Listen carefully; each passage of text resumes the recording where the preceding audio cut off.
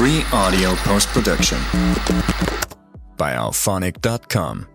Pourquoi une voiture électrique neuve peut-elle parcourir 500 km et se recharger en seulement 30 minutes, alors qu'après quelques années, son autonomie tombe à 300 km et que la recharge prend plus d'une heure?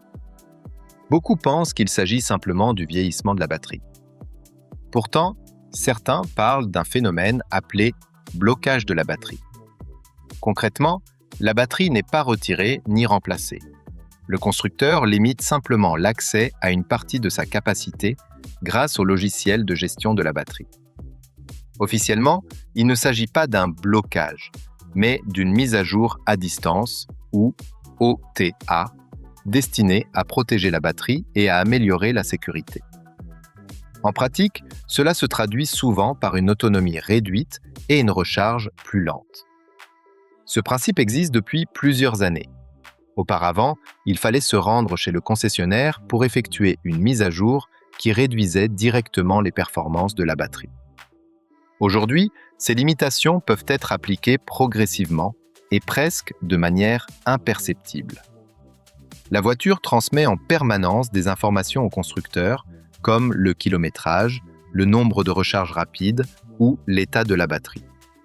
En fonction de ces données, le logiciel peut réduire progressivement la puissance de charge, la capacité disponible et les performances globales. Pourquoi les constructeurs agissent-ils ainsi? La première raison est la protection de la batterie. Les batteries lithium-ion s'usent davantage lorsqu'elles sont régulièrement chargées à 100% ou complètement déchargées.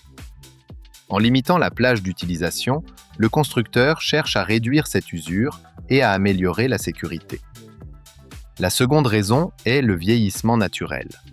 Avec le temps, la résistance interne de la batterie augmente et elle chauffe davantage.